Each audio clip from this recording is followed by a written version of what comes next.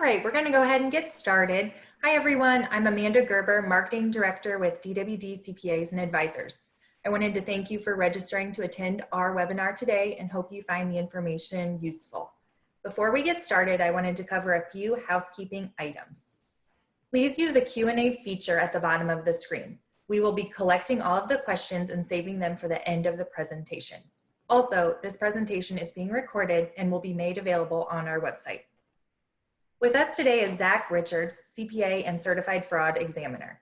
Zach is a director here at DWD and has been in public accounting for 12 years. He works primarily with business owners, providing assurance and tax services. For the last 5 months, Zach has become our expert as we navigate through this pandemic, as well as the Paycheck Protection Program. At this time, I'm going to turn it over to Zach.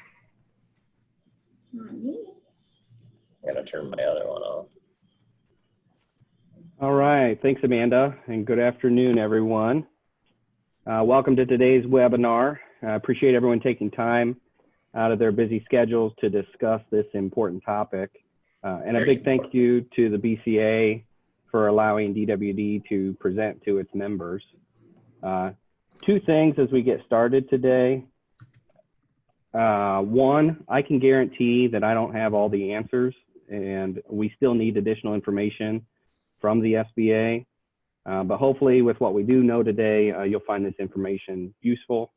And number two is the SBA has been issuing guidance at such a rapid pace that it's quite possible that by the time we're done with this webinar, there'll be some new information out there.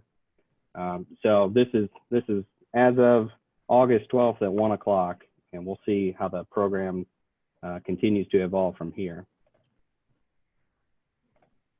So this is our second webinar that we've done on the Paycheck Protection Program. And when I did the first one back in May, I was trying to figure out, well, where are we? And at that point, I thought we were somewhere between lost and very lost. And so I had to come up with figuring out where we are today as of August 12th. And so this is the best I could come up with now. Just seems like as things continue on in 2020, we're just kind of stuck in April for a couple of months, and it's hard to believe that it's August already. And one of the reasons that I think a lot of us feel that way, at least those of us that have been involved with the Paycheck Protection Program, is the amount of guidance that we've been getting from the SBA. So this screenshot here is from the SBA's website. And so if you go to the lender forms and guidance, you can see all the different interim final rulings that have been issued. And to date, we've got 23 separate documents here with different guidance issued by the SBA. And one of the things that makes it even harder is as the information changes, it's possible that some of these interim final rules contradict other interim final rules that were previously issued. And so we don't really have a central location to go and get one consensus of what the guidance really is. We have all these different documents we have to work through, determine what was issued and when was it issued and which one is most relevant to us. So that's where we are. An agenda as we go through today, I want to talk about the current loan forgiveness applications that are available, a brief overview of how the loan forgiveness is supposed to work. We'll look at recently issued frequently asked questions that the SBA has put out. Then we'll finish up with some additional legislation to keep an eye on, the HEALS Act, which is currently being debated, and then the FFCRA, the Families First Coronavirus Response Act, and how that might apply to us, particularly as the Paycheck Protection Program evolves. So when we're done with the presentation today, I will email out a copy of these slides, and you can follow the links here to take you to the particular applications and instructions. But right now we have two different applications for loan forgiveness. We've got the main loan forgiveness application, and then SBA came out with an easy form for those that qualify.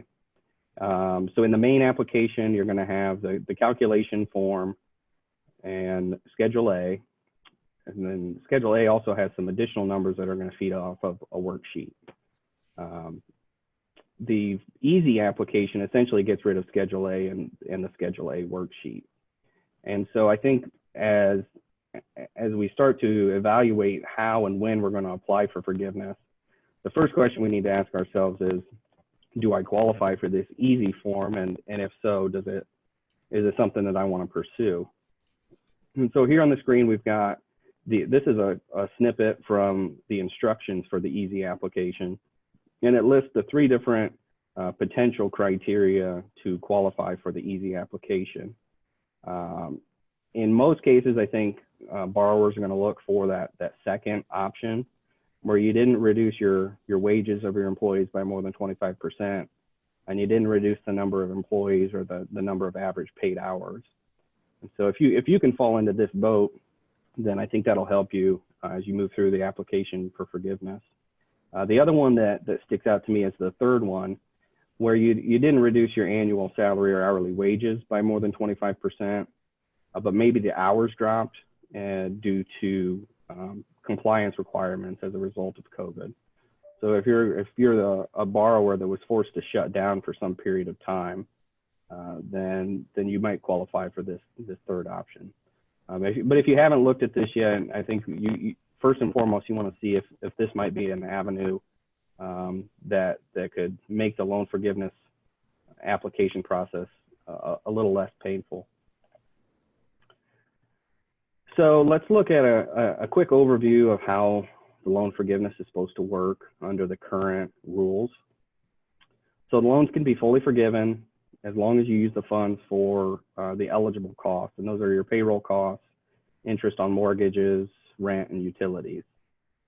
With the latest guidance, they're now saying that at least 60% of the forgiven amount needs to be used on payroll. It's based on making sure that the employer maintains or is able to rehire employees that they may have furloughed. And you have to understand that the forgiveness amount could be reduced if you don't maintain your full-time equivalent. It can also be reduced if you have a decrease in the wages that you're paying individuals. There's also a new way of calculating the covered period, the alternative payroll covered period, which we'll talk about that in a little bit. We now have 24 weeks instead of the previous 8-week covered period. So as all of this has evolved, primarily the 8-week to 24-week and the payroll cost requirement changing from 75% to 60%, I think the strategy for loan forgiveness has changed. And at first, when we were operating under the original rules, a lot of borrowers were saying, how do I make sure I maximize my loan forgiveness? I want to make sure that I get as much forgiven as possible. Now that we have the 24 weeks and we don't have as much of a restriction on the payroll costs, it seems like most borrowers are shifting, and now they're saying, I know I'm going to get the loan fully forgiven now that I have the 24-week period. So now that I know that, how do I make this as easy as possible to apply and to gather the documentation that I'm going to need to provide? Next, I want to start working through some of the frequently asked questions. What the SBA has done, and they did this originally when people were applying for it, is they've come out with a FAQ document that they update periodically, and they finally came out with one specifically on loan forgiveness. And so I picked out the ones that I think are most helpful to us, and just want to go through those and maybe clarify a couple of things. So the first question is determining how or when you can choose the 8-week period or the 24-week period, and am I stuck with just those two? And the answer is kind of. Technically, you have to choose either the 8-week period or the 24-week period, and it starts on the day that you received your loan disbursement. So what we're anticipating is there could be a handful of borrowers that need more than 8 weeks, but don't necessarily need a full 24 weeks. In this case, technically their covered period is still going to be the 24-week period. However, they've also come out and said, well, what if what if I want to apply before the 24 weeks? If I only need 12 or 16 weeks, do I really need to wait all the way until the end of the 24 weeks? And what they're saying here is you can apply before your 24-week period is up. Technically, though, your covered period does go for the 24 weeks. And so the thing to keep in mind here is if you go ahead and apply early, some of those calculations are still going to have to be calculated through the end of the 24-week period. So if you've reduced salaries or wages in excess of 25%, you're going to have to extrapolate that forgiveness reduction out over the 24-week period. If you haven't had the reductions in salaries or wages, then there shouldn't be any hiccups in applying early. This is a big one here, and we still really don't have the answers that we're looking for. But the question is, are expenses that are used for loan forgiveness, are those tax deductible? When the CARES Act originally came out, they noted that the income that you're going to record as a result of this is not going to be taxable. What the CARES Act didn't specify was whether the expenses would be deductible. And so the IRS came out with notice 2020-32, and they said that no, if you're using expenses that are going to qualify for loan forgiveness, you can't also deduct those when you do your tax return. And we've kind of had this clash here between some of the key figures. Secretary Mnuchin, he defended the IRS and said, you know, this is basically tax 101, that you can't use it for both purposes. But then we've got some of the key members of the Senate sent a letter saying that that's not what we meant, that wasn't congressional intent. And so we're going to have to see how this plays out. I think Congress will try to get this fixed, but you know how that goes. And if it doesn't get fixed, it brings up a potential tax planning strategy that we may need to start thinking about, and you may want to be working with your tax accountant on. And that is, well, if I incur these expenses in 2020, but I don't get my loan forgiven until 2021, when do I not get to deduct those expenses? In the year that the expenses are incurred, or is it going to be in the year when the loan actually gets forgiven? If I do it when the expenses are incurred and then it's subsequently forgiven, do I have to amend my tax return? Or is it possible that while I can't deduct those expenses, maybe I can defer that to 2021 instead of 2020? And so I think there's going to be hopefully some more guidance that comes out. If we don't get more guidance, it may open some issues when we go to do our tax returns next year. Question here on the economic injury disaster loan. So we've had a lot of folks that received a PPP loan and then also went and applied for an EIDL loan. And if you're not familiar with the EIDL loan, the way that works is it goes directly through the SBA, and up to $10,000, the first $10,000 can act as a grant that does not have to be repaid. Well, what SBA has come out and said is if you get the PPP loan and you get this $10,000 grant, you can't get both of them fully forgiven. And so if you get $10,000 as the EIDL grant, they're going to reduce that from your PPP loan forgiveness. So just know that you can't get both fully forgiven. How should a business account for a forgivable loan under the Paycheck Protection Program? This is another one that's kind of tricky. The way that it operates, we just don't deal with it that often. But I think is another planning point that you may want to be considering as we move towards the end of the year. I've got a link here from the American Institute of Certified Public Accountants, and they put out some guidance on how we should be recording these.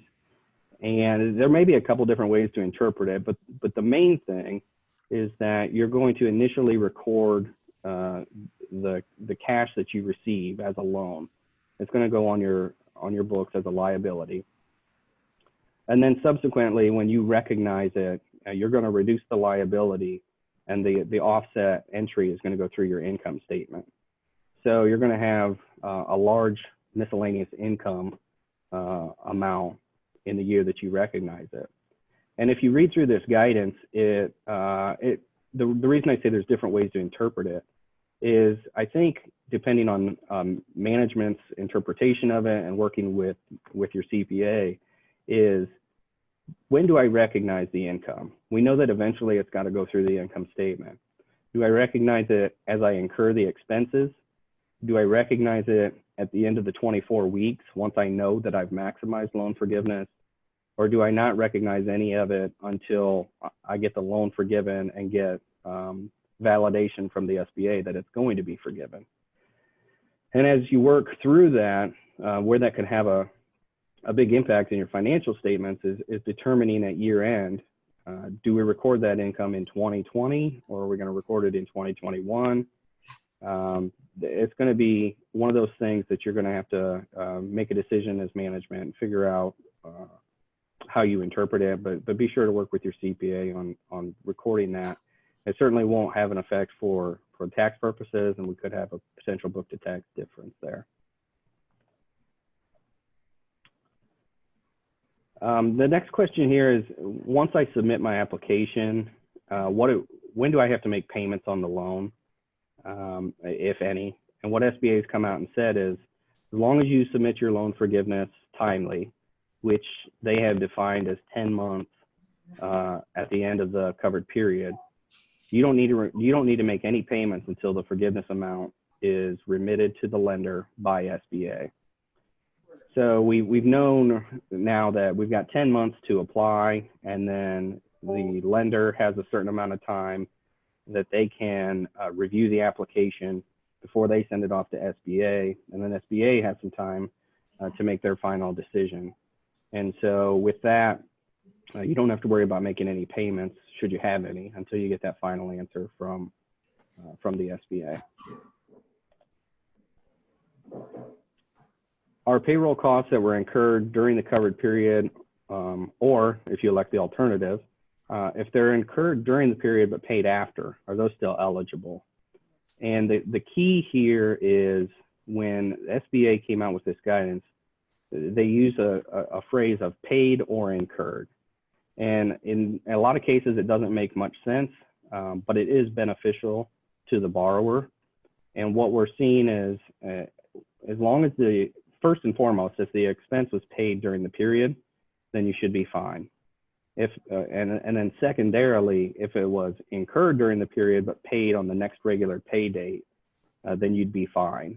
And so you're going to have cases where you could be paying payroll that was incurred prior, but since it was paid during the period, that it'll be allowed. And then at the end of the covered period, you could also have one that was incurred but not paid till outside of the covered period. And so it allows you to get some additional eligible expenses in there. Same thing here with this question as far as what if it's before and paid during, and those will also be allowed.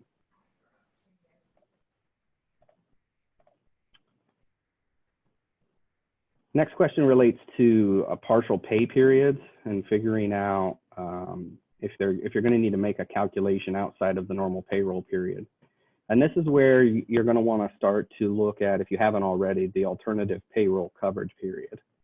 And so right now, your covered period starts on the day of the loan disbursement.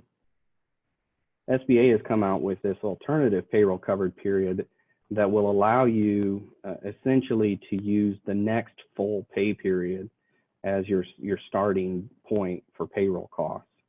One of the caveats here is you have to be biweekly or more frequent for payroll. So if you pay semi-monthly or monthly, you wouldn't be eligible. But if you pay biweekly or weekly, you can choose to start your payroll period a little bit later than the loan disbursement date. And that way you don't have to mess around with a partial at the beginning and a partial at the end.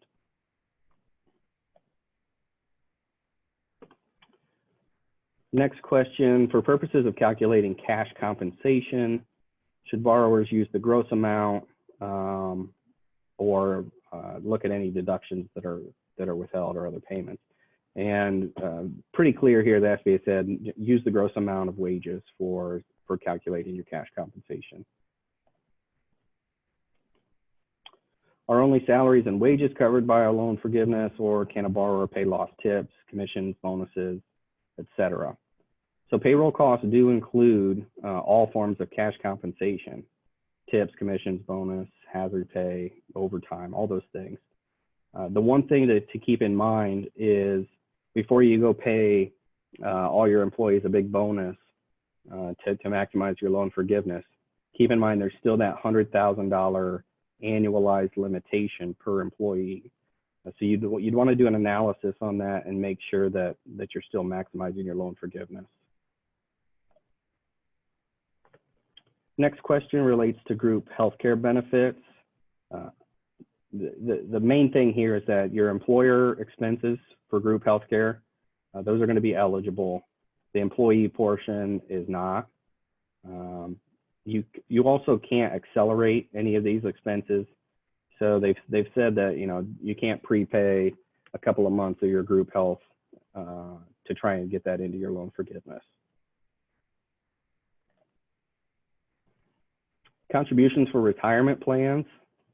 Generally, the employer contribution, as long as it's paid or incurred during the covered period, they're going to qualify. Keep in mind that it's got to be the employer portion here. So the employee match or anything, or excuse me, the employee deductions aren't going to count.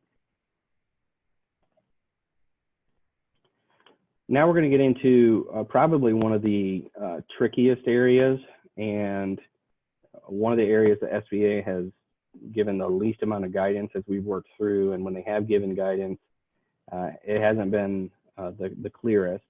But I do want to hit on a couple of things here, and that is how owner compensation plays into all of this. And when the program first rolled out, they used this term of owner compensation, and there were a lot of questions of, well, what qualifies as an owner? They really never defined the term owner employee. But now we have a little more guidance, and they've given us some examples that I think will make things a little easier. What we need to keep in mind is as you switch from the 8-week to the 24-week period, there's a lot of different pieces here where you're going to be capped based on different factors. And so we'll try to go through a couple of these. I wanted to share this slide here. One of the things that changed when we went from 8 weeks to 24 weeks, when we were at 8 weeks, they said the limit on your compensation is going to be that $100,000 annualized amount. And so everyone worked out to be $15,385 over 8 weeks. When they expanded the program and now allow 24 weeks, that $100,000 annual limitation now works out to $46,154. For whatever reason, I have not been able to figure this out. They changed the owner employee limit to $20,833. I don't know where that number came from or how they came to that conclusion, but just know that for owner employees going over the 24 weeks, you're actually not, you're going to be less than even the $100,000 limitation. And then we've got a table here to kind of help based on the different types of entities. There's been some confusion over which items for health insurance, retirement, and state unemployment taxes might be eligible based on entity type. So we've got some information there. Next, they've given some examples for each entity type, which I think is helpful. There were a couple things in here to keep in mind. Basically just another potential limitation to be aware of. So for C corporations, the amount of cash compensation that you're going to be limited to for the owner employee is 2.5/12 of 2019. So you're going to have to look at, am I limited by the 20,000 over the 24-week period? Am I limited by the 2.5/12 of 2019 cash compensation? And then what additional payroll items are going to be eligible? The other one that is thrown in here is the retirement contribution. So that's also going to be limited based on 2019 activity. So just keep that in mind as you're doing these calculations. Your owner employees are not going to be easy as just calculating the costs incurred, there's going to be more limitations for them that we need to account for. Then this last one here, again, doesn't make a lot of sense to me, but I think it does help the borrowers. At first, there was some confusion when they came out with the cap or the limitation on owner employees. It seemed like that was going to apply to all payroll costs across the board, including health insurance and retirement. And now what the SBA is saying is payments for those other payroll costs, other than cash compensation, can actually go on Schedule A in lines 6 through 8. And lines 6 through 8 were what we previously thought were only for the Table 1 and Table 2 employees. And so it's good to know now that it's not going to count towards that 20,000 cap per individual. But it does create the confusion because there's other guidance still posted out on the SBA website that says you might be capped at the 20,000 for all of it. But I think since this is the latest guidance we have and it's more beneficial to the borrower, that we can rely on this. Same thing with S-Corp owners, as far as the limitations of 2.5/12 of their 2019 cash compensation and their employer retirement contributions. And this is the first time we've also seen anything about 2% ownership with health insurance, how that plays into the S corporation. And then lastly, they've also got a note here where the line 7 and 8 are applicable for S corporations, and it doesn't work against their 20,833 cap. Self-employed Schedule C filers, nothing really sticking out here. We knew that they were going to be based on their 2019 net profit. So in most cases, I would expect all of them to be fully forgiven. And then some information on general partners, which we don't see a whole lot in the construction industry, but if you've got that, as well as LLC owners. Next, let's move into some of the non-payroll costs. Here we're similar question to earlier as far as, well, what if it's incurred before the period but paid during? It follows those same rules for the payroll costs. If you've got eligible costs that were incurred before the covered period started, but you paid it during the covered period, those are going to be eligible for forgiveness. And then on the same token, if they were incurred during your covered period but paid outside of it, those will also be eligible. Make sure that you're paying it on the next regular billing date that it's due. You can't get your next bill subsequently and not have this one paid, is basically what they're saying. If a borrower elects the alternative payroll covered period, does that period also apply to non-payroll costs? The answer here is no. And that does make things a little tricky because you're going to have to do your calculations on two different periods. So your payroll costs, which is going to include the retirement, the health insurance, state unemployment tax, those are going to be under this alternative payroll covered period. But your non-payroll costs for the rent and the utilities and the things like that, those are going to still keep the original covered period, which starts on your loan disbursement date. So it may make things a little tricky, but I think in the end, the alternative is going to be beneficial to anyone that qualifies. Interest on unsecured credit, is that eligible for loan forgiveness? The answer here is no. And the reason is one of the requirements is that the interest has to be securing something on real or personal property. And that kind of makes sense. If it's not secured by anything, they don't want to forgive the interest on that. So just make sure that you're only counting the interest on that's secured by real or personal property. What about if I've got leases or interest payments on refinanced loans that they were in place prior to the required February 15th date, but then subsequently they got renewed? This is good news here, and basically they're saying as long as it was the original agreement was in place prior to February 15th, and then you renewed a lease or you refinance a mortgage, those are going to continue to be eligible once they're refinanced or renewed. here we've got a question as far as how the reduction in employees is going to work, and figuring out how you're going to be penalized or not penalized depending on when you let an employee go, but then may have tried to bring them back. And what they're saying here is, if you try to bring back an employee that you had to furlough and they don't come back, that doesn't count against you for your FTE reduction calculation. So a borrower can exclude in your reduction of the FTE employees. You've got to document, it's got to be in good faith, that you were unable to rehire an employee, and you also couldn't find someone else that was similarly qualified.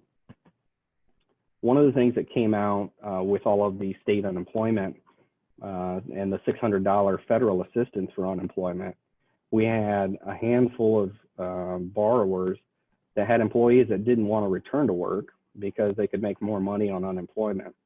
So SBA also came out and said, if you try to bring back an employee and they choose not to, you also need to notify the state unemployment office. So not necessarily the best thing to do for your employees. They're not going to like that, but it is a requirement of the program.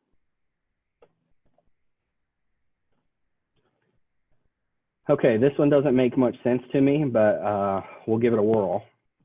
So the SBA says, well, when you're calculating your FTE reduction exceptions, do the borrowers include the employees from Table 2 and also put them up in Table 1?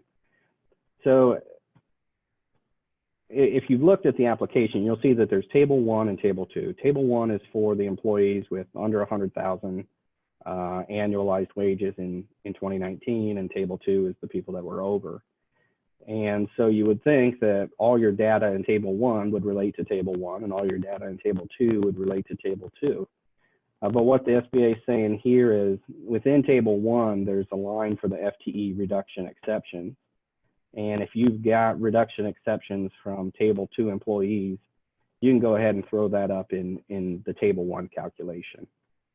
I think it's going to make things more confusing than anything else they could have done, but we'll see. It's just one of those, when you put that number for your FTE reduction exceptions in there, I think you'll probably want a separate spreadsheet that shows where you came up with that number, how many of them are from Table 1, how many are from Table 2, and make it as easy as possible for the lender to make sense of your numbers. How do borrowers calculate the reduction arising from reductions in employee salary or hourly wage? So certain pay reductions could reduce the amount of loan forgiveness. If you reduced wages by more than 25% during your covered period, then the portion above that 25% reduces your eligible forgiveness amount. And so you'll just need to keep that in mind. If you didn't reduce hourly wages or salaries, this really won't apply. And my guess is this won't apply to a lot of people. But if you did reduce salary or hourly wages, I would recommend you go see the SBA's FAQ on this. They've got some very detailed examples that walk through it and how to calculate it. And I think that'd be your best bet if you think this might apply to you.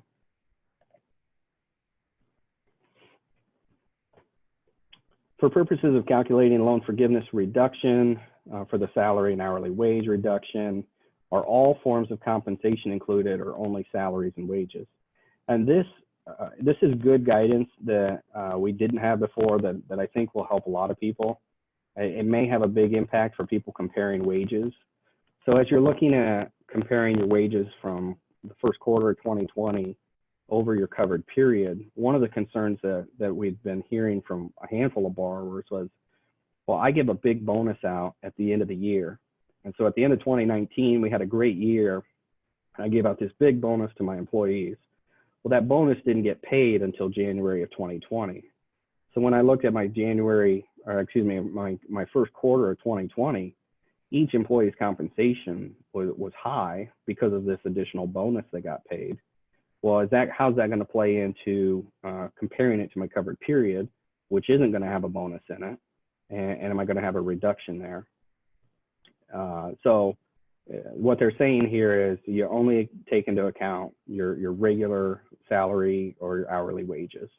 And so that should help out most people. The one scenario that I thought maybe could work against you is if you didn't pay a bonus in the first quarter, but you had paid a bonus during your covered period. Perhaps you had some employees off, or you had decreased wages or salaries. And so to get those costs up, you were trying to do a bonus to get people whole again. I'm not sure that those would be eligible in this calculation.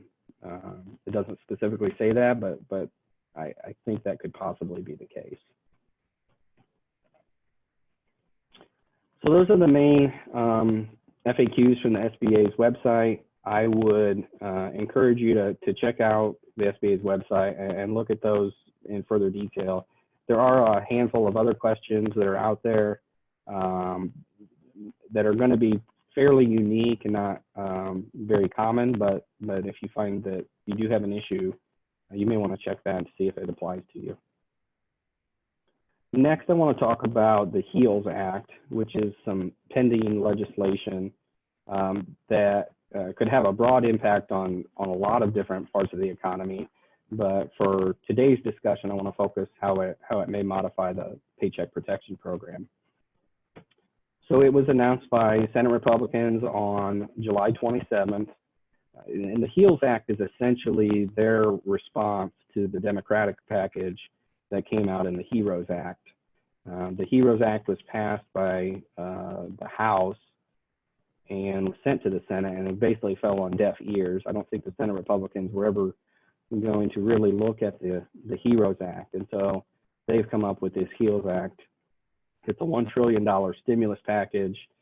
And for our purposes today, I want to specifically talk about the Continuing Small Business Recovery and Paycheck Protection Program Act, which is just a small piece of the HEALS Act, but applies here. And what they're trying to do with this act, they're looking at expanding the allowable and the forgivable expenses. I'm not sure this is a huge factor, because when they switched us from an 8-week period to a 24-week period, that should, for the most part, should cover, I would think, just about everyone to be able to maximize loan forgiveness. But if you find yourself that for whatever reason, you do the calculation and you don't have maximum forgiveness yet, if the HEALS Act would get passed as it currently stands, there are some additional expenses that could go into the forgiveness. It does two other things here where it creates a simplified application process, one for loans under $150,000 and one for loans between $150,000 and $2 million. And so that it's interesting that they're looking to do this, because if this would come through, we would essentially have 4 different loan forgiveness applications. We'd have the main full loan forgiveness application, which every borrower could submit. We have the easy form, which every borrower would be able to submit if they meet the certification criteria. And then we'd have these 2 additional ones based on loan size.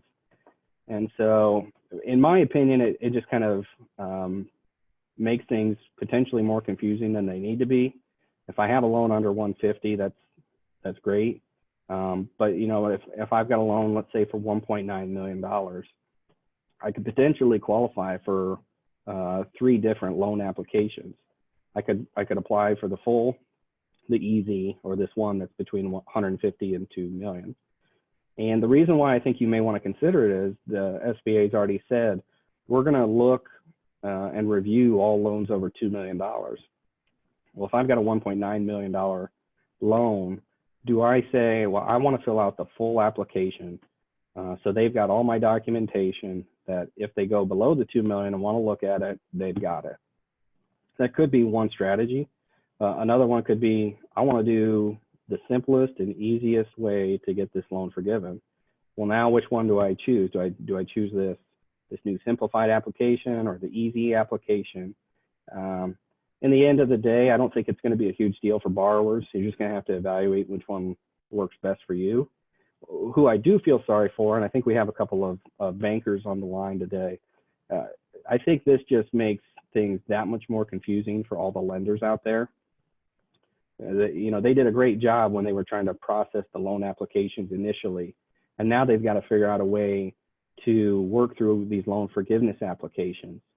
And as more and more forgiveness applications are put out there, the lenders have to come up with their own policies and procedures for what documentation is going to be required or not required. And if they use a simplified application, what do we need versus a full application? And so I think it puts a lot of burden on the lenders to determine their processes and how they're going to work through these forgiveness applications. Then the last main thing that this act provides as part of the HEALS Act, it would create a second round of funding for eligible businesses. They would put money into this as well as roll over any leftover money from the original PPP funds. And they would say that if you have 300 or fewer employees and you had at least a 50% reduction in your gross receipts from first or second quarter, comparing that back to 2019, then you could qualify for this additional round of funding.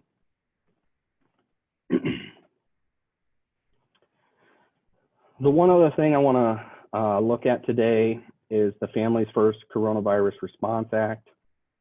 And I think as we go through this, we'll see that initially this may not have been as big of a deal as it relates to the Paycheck Protection Program. But as we move on further into 2020 and with the changes that we've seen with the Paycheck Protection Program, the FFCRA could have a bigger impact on us than maybe we originally thought. And so I think most of our borrowers are pretty familiar with the Paycheck Protection Program, may not be quite as familiar with the FFCRA. For those of you that do your own quarterly payroll tax returns, you may have had some of this when you did your second quarter returns. But if not, we'll kind of go over some of the details here to see how this could change. And the reason I think it could be a big impact is most people are back to work, but I just have this feeling that as we move into the fall, there's a good chance that more and more kids could be staying home from school, doing the remote learning. And does that mean that employees are going to need to be staying at home with the kids while they're doing that? I don't feel like we have a good grasp as we go into the fall. And so I think this could come back and become fairly important for us. So the main things of the FFCRA, they came out and said that, okay, starting April 1st, if you've got fewer than 500 employees, you're going to be required to pay sick and family leave if certain conditions are met for these employees. But to assist the employees, there's going to be this payroll tax credit to reimburse you. And the employer can collect that tax credit when they do their payroll tax returns. There is one thing they've thrown in here that said, well, if you're a small business and you've got fewer than 50 employees, you may qualify to say that you don't have to pay the paid leave for school closings or child care. And so as we'll see on the next slide, there's a couple different buckets of what qualifies for the sick and the emergency leave. And this one here, this exemption, is only for the child care, which would apply for the 10-week additional leave. So even though the businesses with less than 50 have to provide the 2 weeks of paid leave if the conditions are met. And the other thing for this exemption is you have to show that the leave requirements would jeopardize the viability of the business. And so you can't just say, I've got 45 employees, I'm not doing this. You have to have some way of showing that if these people take this time off, the business isn't going to survive. This is a table we put together a while back to try and show how the paid sick leave and the expanded FMLA work together. So first we'll talk about the paid sick leave, and that's essentially for the 2 weeks of paid leave. There are 6 different conditions. Really, there's 5. Number 6 is kind of just kind of an asterisk out there, if you ask me. But there's 6 qualifying reasons as to how you can qualify for the paid sick leave. And so if we look in this first bucket, items 1, 2, and 3, if you're subject to a quarantine or isolation order, you've been advised by a healthcare provider to quarantine, or you're experiencing symptoms and you're seeking a diagnosis. If you've got an employee that meets one of these requirements, then they're able to take up to 2 weeks off, and then you get a 100% refundable tax credit for paying them those 2 weeks. There are some limitations and some additional costs that you can add into your tax credit to be aware of, but just know that you could have employees looking to take leave under this. And then items 4, 5, and 6 is a different bucket under the sick leave. Here it's basically the person doesn't have COVID, but maybe they're caring for someone that does. So that would include the child care or the daycare issues. The difference basically between items 1, 2, and 3, and 4, 5, and 6 is that the tax credit for the second bucket here is only for 2/3 of the employee's regular pay. So the business has the option to pay the employee 2/3 of their pay and get a full tax credit, or they can choose to pay them their normal wage, but just understand they're only going to get a tax credit for 2/3 of it. And then as we move over to the expanded Family and Medical Leave Act, this is essentially to be used after the 2 weeks is exhausted for the Paid Sick Leave Act. The FMLA, the expanded FMLA, you have to take 2 weeks before it can go into effect, but you can use it in conjunction with the Paid Sick Leave Act so that they kind of run together.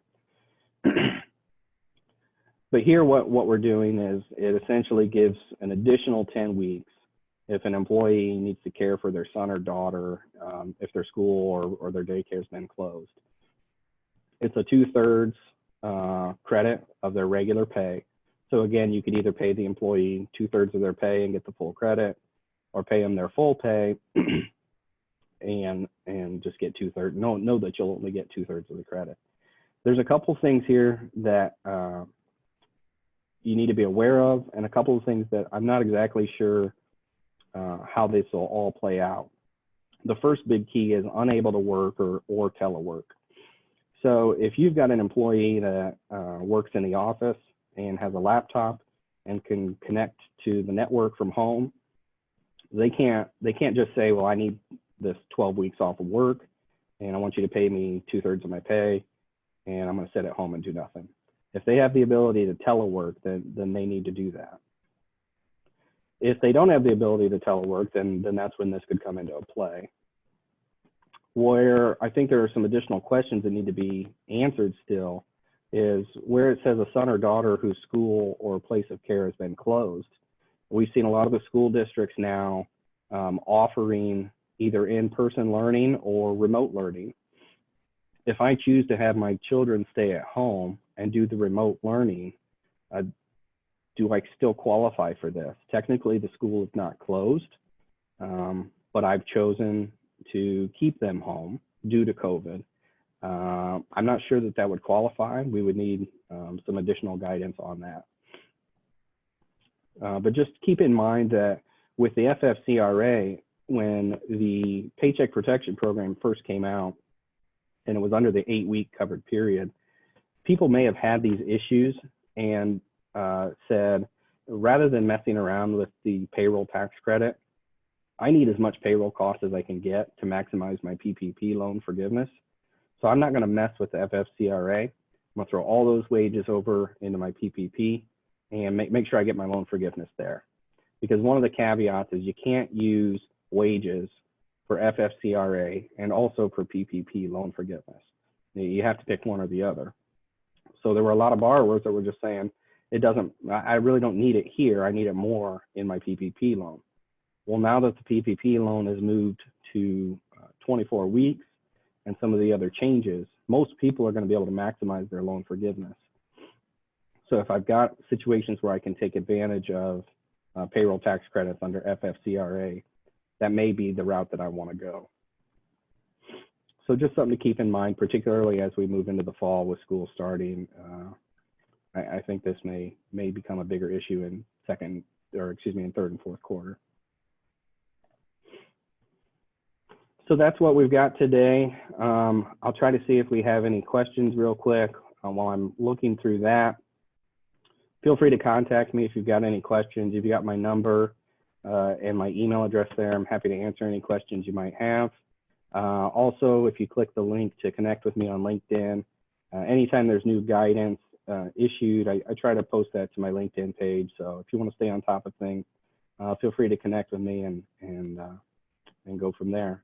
So I thank you for your time today. I hope you and your organizations are staying safe and healthy, and we'll all work through this pandemic through the next couple of weeks and months, and hopefully it'll go away here fairly soon.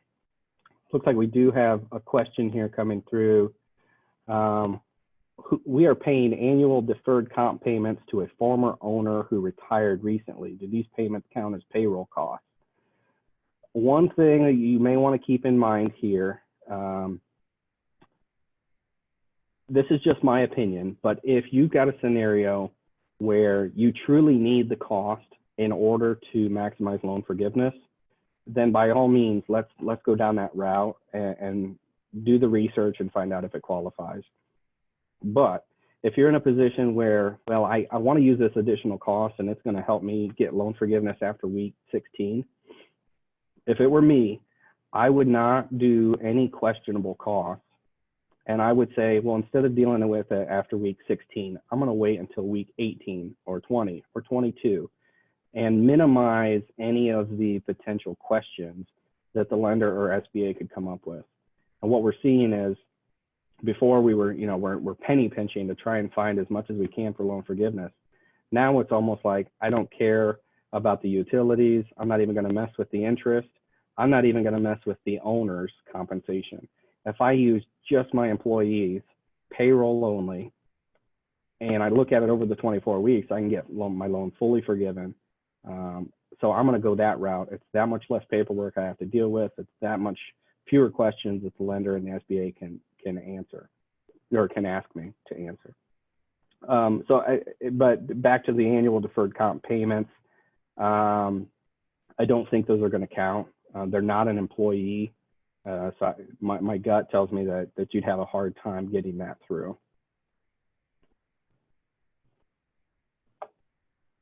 All right, well, that's all we've got. If you have questions that you think of here in the next weeks or so, feel free to reach out. Again, I'll send out an email here shortly with a copy of the slides so you can review. But I appreciate everyone's time today and wish you all the best. Thank you.